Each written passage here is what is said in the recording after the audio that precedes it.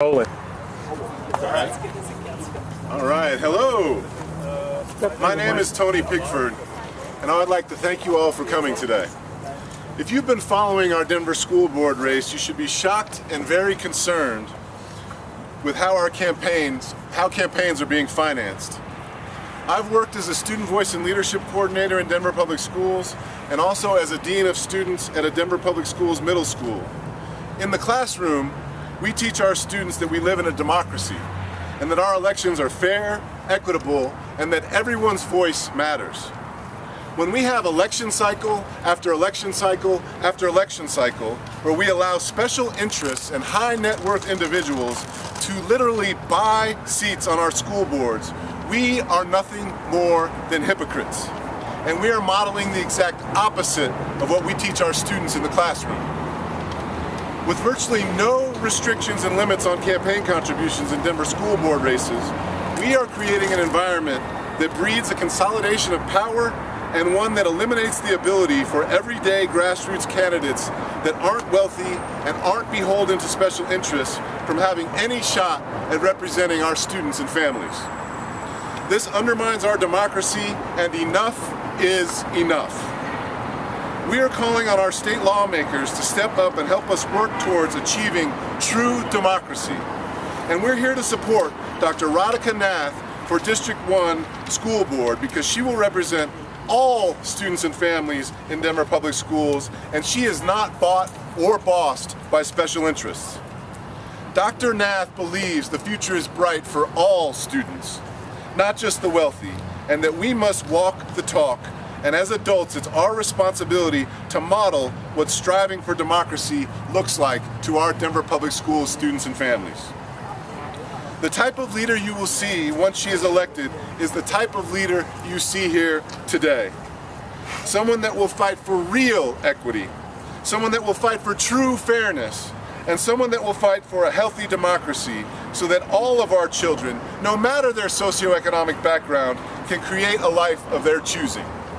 Without further ado, please welcome our next District 1 School Board representative, Dr. Radhika Nath. Woo! Good morning, everyone. Or is it? Yes, it is still good morning.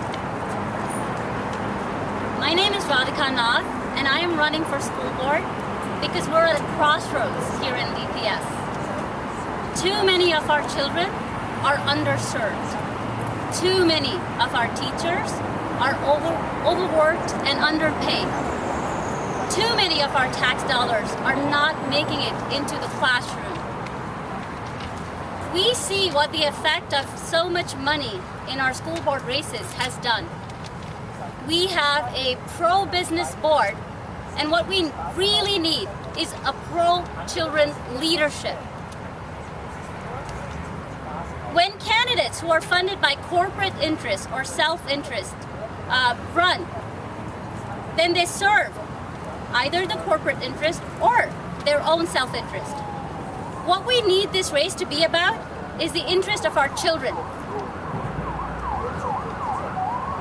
We have an opportunity here. This is a significant moment. DPS has diversity. DPS has teachers who are dedicated. DPS has communities that will fight for their kids. We need to ensure that we uplift their voices and that we serve our children. The amount of money that has come into this race is unprecedented. We need to put community interests and children's interests before economic interests. In order to make sure that this election is about the best ideas for our schools and our children, rather than who has the most money, we need to ask for leadership that will institute campaign finance reform, that will limit contributions into these races, and ensure that the candidates who are running are serving the interests of our kids and our schools first. Please join me so that we can ensure that we are creating a very strong DPS that is putting our children's needs first, and that all children in our system are winners. Thank you.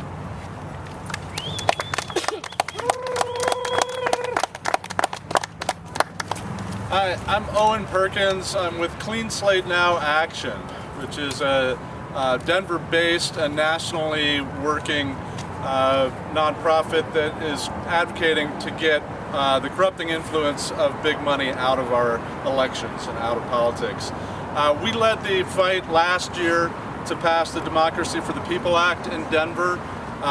That, as you hopefully remember, won with overwhelming support from everyone in every precinct in Denver. It won more precincts, it won more percentages than any statewide candidate on the ballot or any candidate on the ballot. So it's something that the people of Denver have strongly spoken out for, that they want campaign finance reform, that they want the corruption that comes with big money out of their elections. When we were collecting petitions in 2017, that was another school board year, and it was this time of year that we were collecting petitions. So the question we got over and over again as we asked people to sign on to support campaign finance reform was, does this affect school board races? And the second question was, how does it affect self-financing? I think some of the self-financing had to do with the fact that there was a governor's race going on there and statewide races that we're seeing incredible self-financing in. Those are two issues that could not, the Democracy for the People Act could not address, except for a limited way in the self-financing in Denver. But we do need the state legislature to step up and look at similar reforms for the school board races across the state. It's up to the state legislature, and right now when we say virtually unlimited, it's unlimited. Beyond the sky is the limit. Corporations can contribute, people can contribute any amount of money they want to school board races, and we see this incredible lopsided spending. We've got handouts there from our website that tracks the campaign finances in each race, and the District 1 race looks like every other race that you got, in this case, a couple candidates who are funding it primarily through individual contributions. One candidate is 6% in individual funds, 6.5% individual funds. The other candidate on that page is 95% individual funds. And then on the back you've got the third candidate, who it takes a full page to list all the special interest money that's supporting that candidate, all the independent expenditure money. We've got hundreds of thousands of dollars of independent expenditure money being spent on these three races in Denver School Board. And we've got, a couple days ago, we heard reports, saw the reports filed with the Secretary of State, that one individual contributed over $300,000 to his own campaign. That's unprecedented to see that kind of input from an individual donor in school board races, and it should raise red flags for people. We're in an environment, the school board election is going on in an environment where corruption in elections and corruption in politics is about as strong in the public eye as it's been in about 45 years. We're seeing it from the top level of governments down to volunteer school board positions. And when I talk about corruption, it's a very simple thing for people to understand: corruption, or the appearance of corruption. And when people are giving candidates hundreds of thousands of dollars, it appears fishy. The general public sees that. Last year, the George W. Bush Institute, in association with the University of Pennsylvania Biden Center, ran a study, and they found 80%, more than 80% of Americans were worried about the state of our democracy, and the number one issue they picked, identified as a threat, was big money in politics. So we're trying to get that out. We've done it, in this environment of corruption. We've seen Denver voters stand up and make massive change and introduce public financed elections in Denver that go into effect January 1st, with disclosure of dark money, lower contribution limits, and a ban on corporate contributions of all kinds. We've seen Lakewood take on some of the most aggressive campaign finance reforms in the country, and that's going on currently in their election.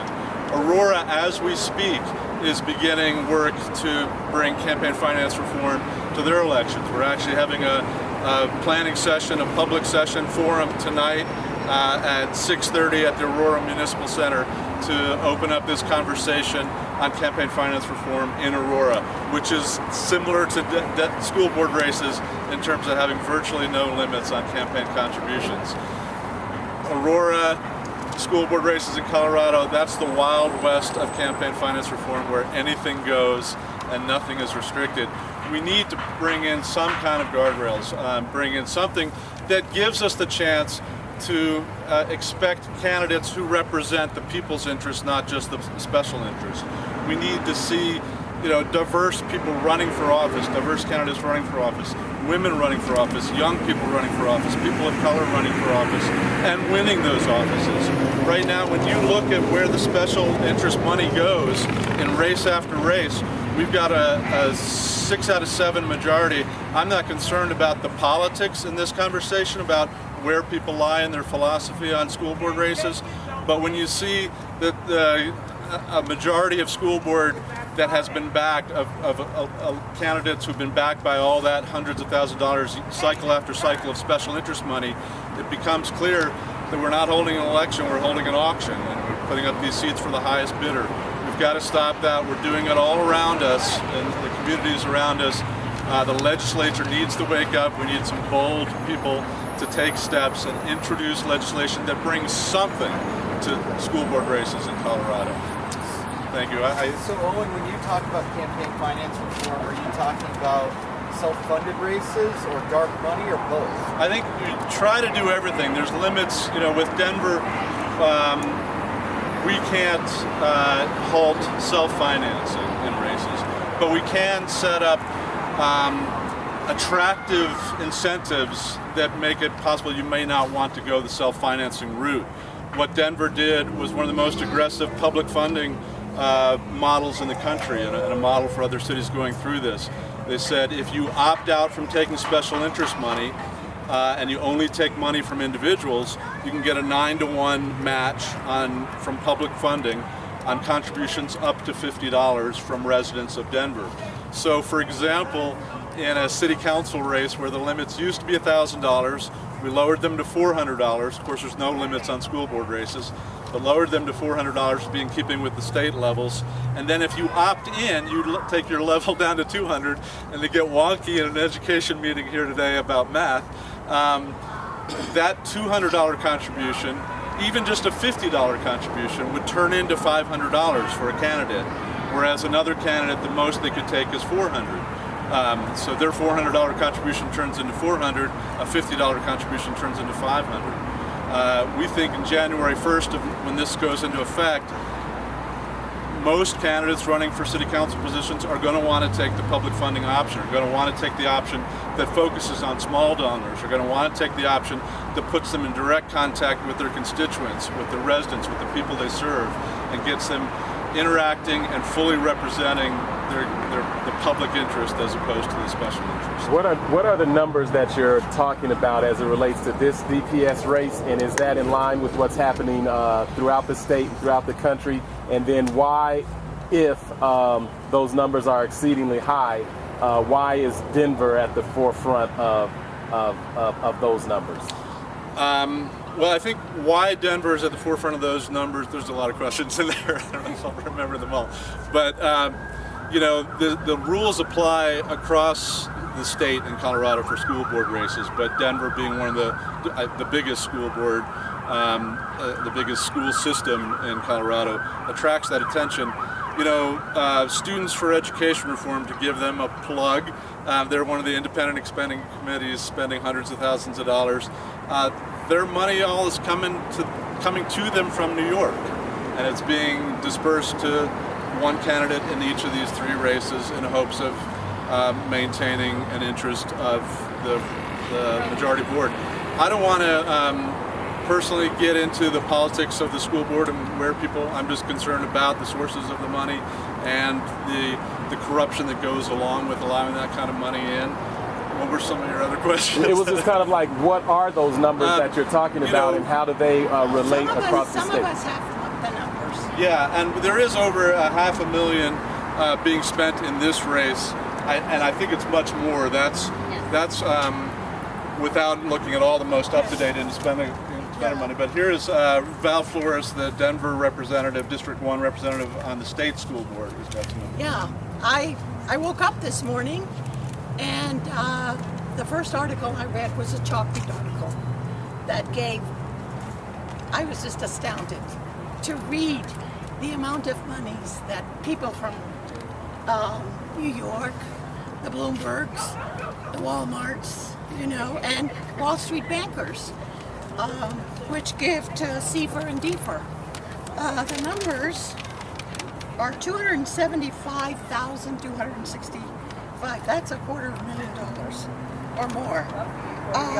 Stand on Children, I think they spent something like $248,000, and these are for, you know, the candidates that are running for charters and privatization of our schools. And, you know, I just don't think that's right.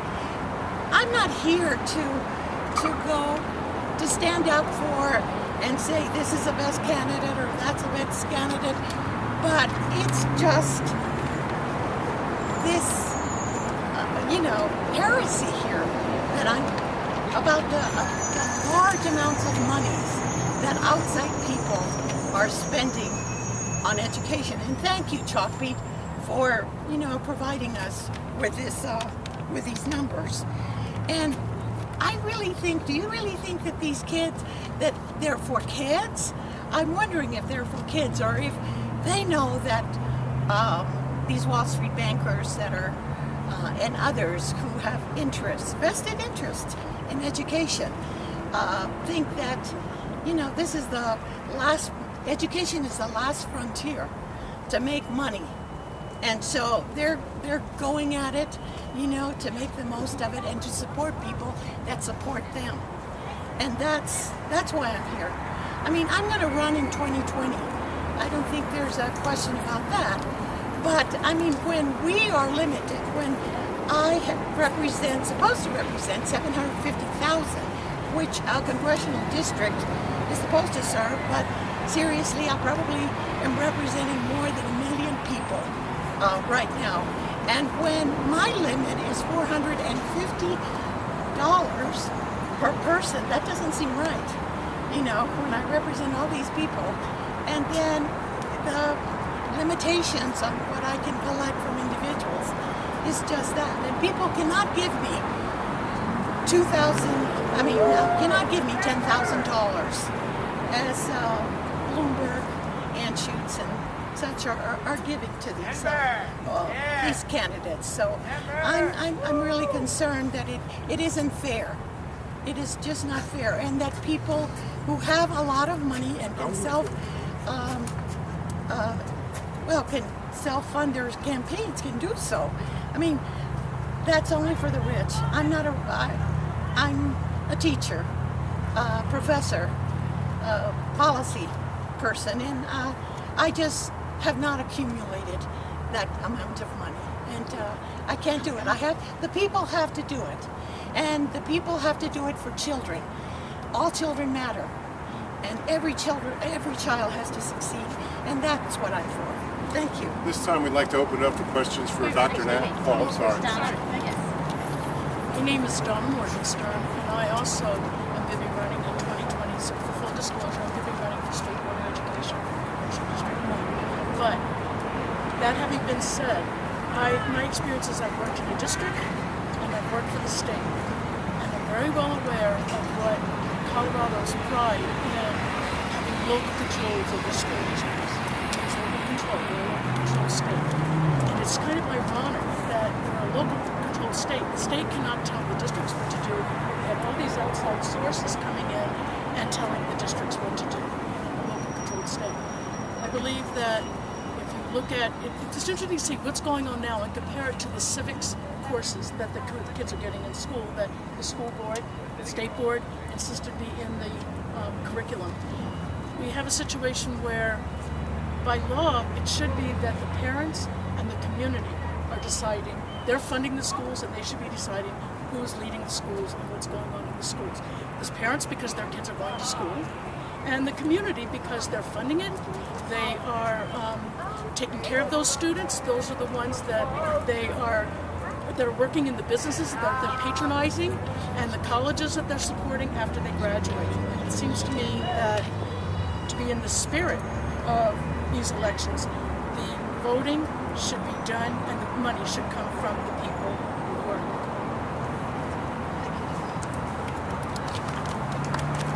I want to thank everyone for coming out today. The timing was such that the kids and the teachers can't be here at this time of day. I'll take some questions now before we wrap up. Well, Radhika, Yes. Why do you think there is this astronomical amount of money poured into a campaign for a position that doesn't need it? You know, someone recently said to me that education is a recession-proof industry. Parents care that their children get a good education. And so all this money pouring into our races makes you wonder, who are they serving? Because since we've had this movement of a pro-business board and money pouring in, we've also seen that the number of traditional public schools has gone down. At this point, only 47% of DPS schools are traditional public schools. The rest are non-traditional public schools. So perhaps there's money to be made, and there are other interests that are looking into how they can monetize our children's education. so how are they making money on the chart? I mean, the allegation is they're making money by privatizing our schools and these charter schools, but how? So for instance, if you went to the State Department of Education's website, you would see that charters are exempt from 15 different regulations straight off the bat. These are automatic waivers. They don't have to apply for them. And if you looked through those waivers, you would see that most of them have to do with teacher salary, teacher benefits, teacher termination, teacher collective bargaining. It makes you realize that the most valuable or expensive or pricey resource inside of a school is a licensed, professional, experienced teacher. Because when you're a licensed professional teacher, and as you gain more experience, your pay scale goes up. In the charters, you do not have to hire a licensed professional teacher, and they do not get to be unionized and have collective bargaining, so they cannot argue for more pay. That's one of the ways that you will see very quickly that charters can save on costs and at the same time start to build the layers of CEOs and marketing. As you know, in DPS, we have enrollment-based funding. So there's a race to enroll more kids in our schools, because based on how many kids you get at the beginning of the school year through the choice mechanism, you get more funding. Well, October 1st is count day. And after October 1st, we would love to be able to get some numbers on how many kids stayed in the choice system in the schools that they had first chosen, because I have seen in my very own public school that children end up there after count day, because traditional public schools do not turn kids away. No matter what the issues the kids might have, no matter if they have special needs, our traditional schools take those children. Now, in many cases, that's an extra burden because it's happening after count day. And where are those children coming from? These are the kinds of questions for which DPS needs to be a little bit more transparent and accountable. How are you planning to compete with the money that's being poured into the other campaigns? Well, you know, I think that that's why we're having this kind of a forum. When I said that there's an opportunity here, this was the opportunity.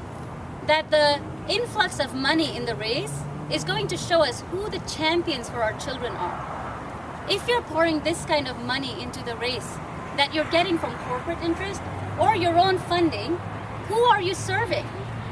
It's not the children, because we need to be sure that the people that we're electing actually are representing the community.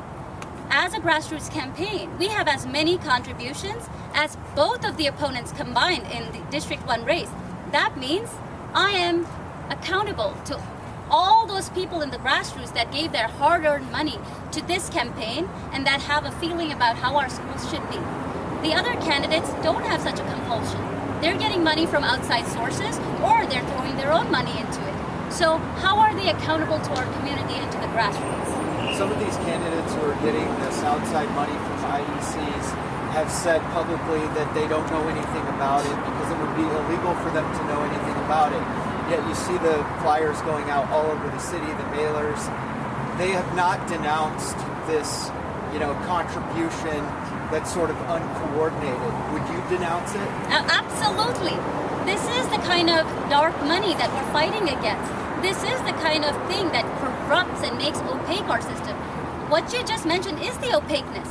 The fact that a candidate can stand up straight and say, I don't know anything about those monies.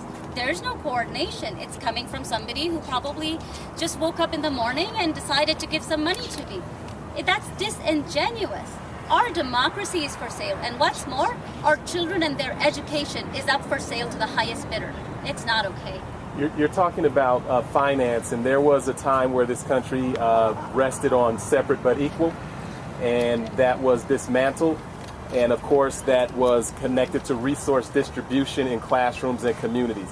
Is there a parallel in the segregation that we're seeing in DPS? And if elected, how could you dismantle or address the segregation that clearly exists economically, academically, resources, etc., within and across the district? You have hit upon a very good point. One of the things that has happened since we've had the pro-business board and we've had money pouring into our elections and DPS starting to become much more and more privatized is the fact that we are seeing a lot more segregation. Our schools are highly segregated. My son's school, Samuels Elementary, is one of the most segregated schools. Even though in DPS we are told that the portfolio strategy and choice system exists, the poorest of our children are segregated into some schools. The resources, racial segregation, economic segregation, very much alive and thriving. What we can do in order to dismantle that kind of a system is, first of all, elect board members that care about these issues. DPS has one employee that is accountable to the board. That is the superintendent. The culture of DPS from top to bottom needs to change so that we're serving the children first. Every child needs to be a winner. What we have instead is a system of haves and have-nots and winners and losers. Choice is an illusion. Only the parents who are hustling the hardest or winning a lottery get to a whale of choice. Instead, we need inclusion. We need to make sure that classroom dollars are going into the classroom. Our dollars are going into the classroom and not going other places. We need to ensure that we're building equity first. We keep talking about finances, but finance in favor of what? Finances to make sure that our children's education is sacrosanct and of very high quality. No matter which door of which public school you walk through, you should be guaranteed a high quality education, and currently that's not the reality.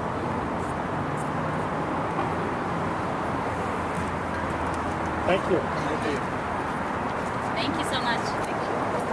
Can I get a photo of all of you all? Yes. Can I grab my mic?